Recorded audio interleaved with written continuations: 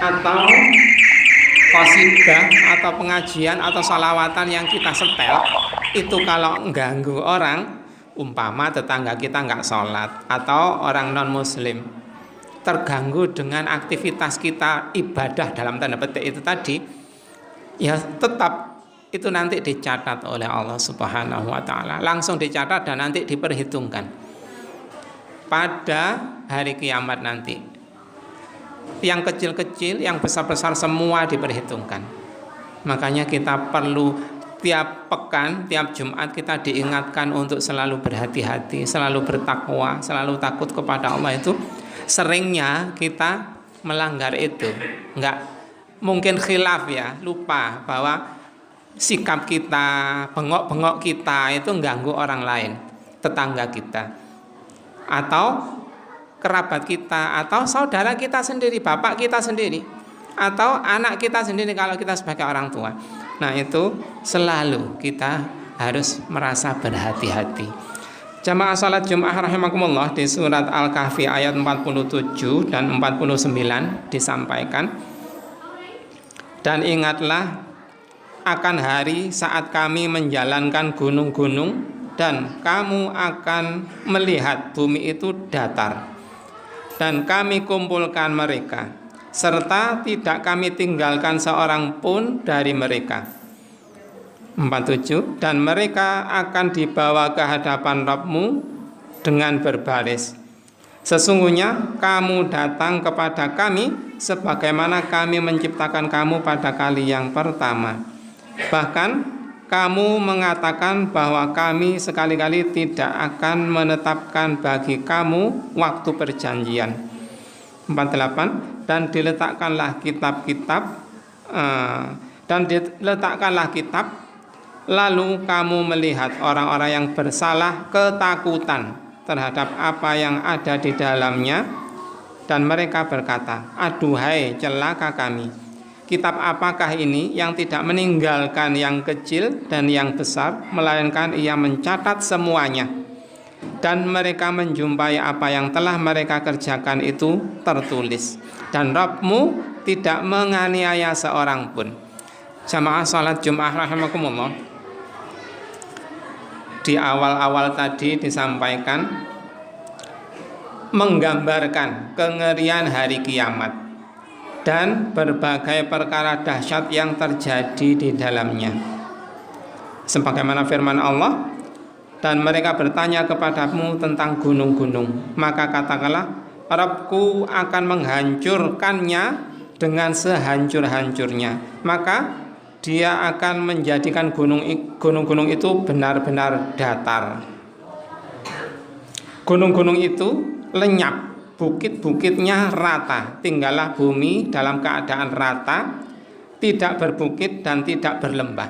Kalau tanah yang geronjalan itu ya, ada lubang, ada gundukan kecil, itu yang geronjalan. Itu kalau diuruk pasir dan luluh oleh Pak Tukang menjadi dataran yang rata, yang sebelumnya geronjalan-geronjalan itu bisa untuk sembunyi semut, kelabang atau apa, itu enggak ada yang bisa untuk dijadikan persembunyian karena sudah rata betul. Dan sebelumnya gunung-gunung dijalankan, dibuat Allah berjalan. Dibelokkan sedikit, kemarin ada berita di daerah Mojokerto, kalau nggak salah Kecamatan Kutorejo, ditemukan makam tapi di dalam kedalaman tanah, menggali tanah sekian belas meter dari permukaan tanah, ketemu makam. Penggaliannya itu dibutuhkan waktu 20 tahun. Ketemu makam. Nah, mungkin ratusan tahun dulu permukaannya ya belasan meter dari permukaan yang sekarang ini, dulunya terus ada kuburan. Kuburannya ada ukuran kuburannya 3 meter panjangnya. Nah, terus mungkin tertutup, entah ada gunung meletus atau apa, sehingga tertutup sekian belas meter itu. Kalau nggak salah 17 meter. Nah, sekarang baru kemarin-kemarin ini terjadi ditemukan itu. Nah, mungkin begitu diratakan. Tanah itu yang sebelumnya ada gunung, bukit, lembah yang geronjal-geronjal begitu, yang enggak roto begini, nanti diratakan, dibuat gaduh, dibuat mencekam. Mendah niyo gunung berjalan dan menjadi rata. Kalau kita melihat detik-detik tanah longsor itu ya gerotok, mengerikan. Kalau kita digoncang gempa beberapa detik, nggak sampai 1 menit, terus diulang lagi 5 menit lagi, diulang lagi beberapa detik, itu sudah kacau, sudah apa namanya, hatinya galau, takut, gelisah, susah. Kemarin juga ada video tsunami, detik-detik tsunami itu menghancurkan rumah-rumah, gitu. Menggemparkan, menakutkan, mengerikan. Dan itu dilakukan oleh Allah bukan hanya begitu tok, detik-detik itu kan tadi beberapa detik tok. Tsunami menghancurkan, gempa menghancurkan, longsor menghancurkan. Nah, ini dibuat berlama-lama Allah menghancurkan gunung, meratakan gunung. Siksaan bagi orang yang hidup di masa itu, betapa menggentarkannya, betapa menakutkannya, mengerikannya hari kiamat itu.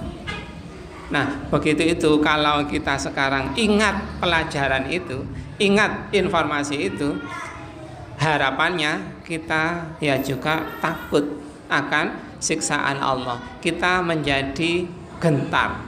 Kalau mau berbuat salah itu gentar, takut. Salah satunya kalau khatib sudah naik mimbar, itu idealnya sudah masuk masjid, biar kita tercatat sebagai peserta Jumatan. Kalau khatib sudah naik mimbar, kok kita belum masuk masjid, nggak dicatat oleh malaikat. Nah, itu salah satunya. Nah, berita-berita tentang ngerinya hari kiamat itu memotivasi kita untuk cepat-cepat, segera-segera untuk bisa datang sebelum khatib naik mimbar. Takmirnya juga perlu menunggu, jangan waktu zuhur langsung azan, langsung khatibnya disuruh naik. Ya, idealnya takmir itu menunggu, barangkali ada sekolah yang belum keluar, perusahaan yang belum keluar, karyawan-karyawan yang tukang-tukang yang belum selesai melakukan persiapan, itu ditunggu sebentar. Dan jamaahnya juga diharapkan sabar untuk menunggu teman-teman yang lain yang belum datang itu.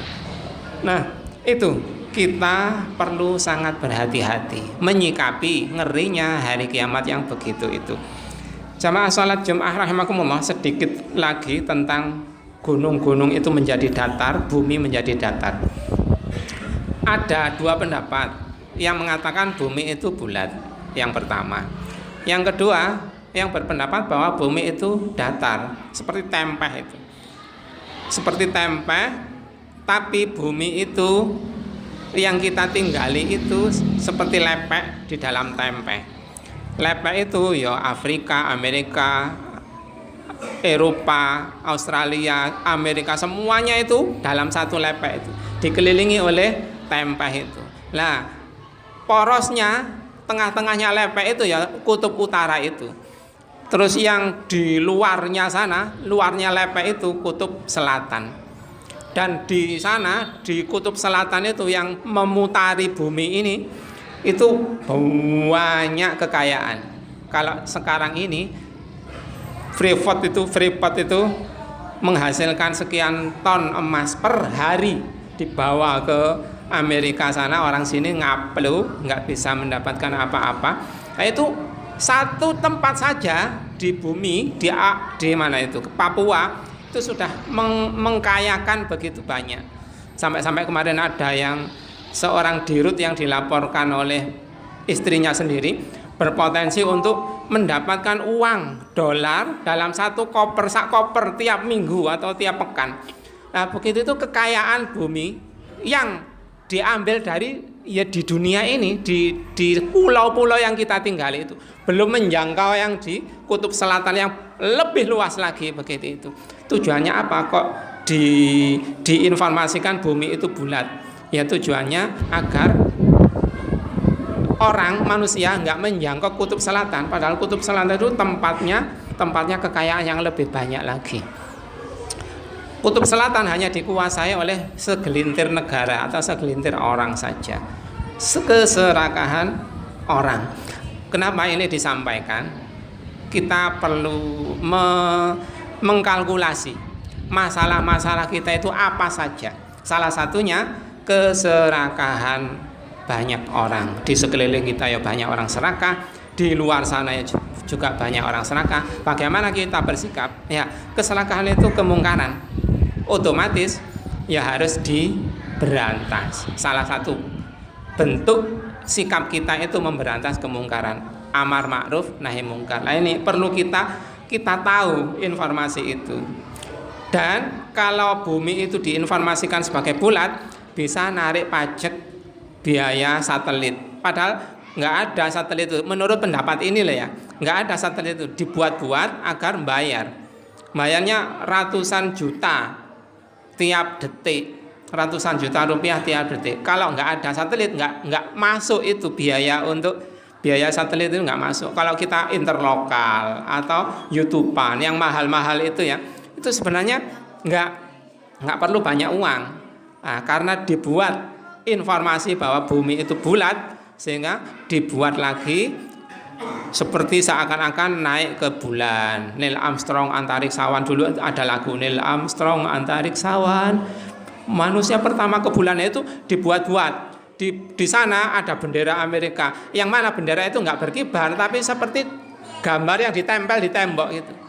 Namanya bendera itu kan berkibar-kibar. Nah itu enggak. Nah itu bukti bahwa naik ke bulan itu ya bohong saja untuk mengibuli kita agar kita bisa ditarik pajak banyak. Itu salah satu pendapat betapa bumi itu datar. Nah, ini salah satunya dalilnya di surat Al-Kahfi ayat 47 ini. Bumi itu datar, dan banyak ada lagi dalil-dalil tentang yang mengatakan bahwa bumi itu datar. Nah, ini sekedar informasi betapa kita dicengkeram oleh orang-orang yang serakah. Pejabat-pejabat di banyak negara ya juga serakah-serakah mencuri hartanya rakyatnya, yang seharusnya dinikmati rakyatnya dinikmati oleh segelintir orang saja. Itu masalah, dan itu kemungkaran.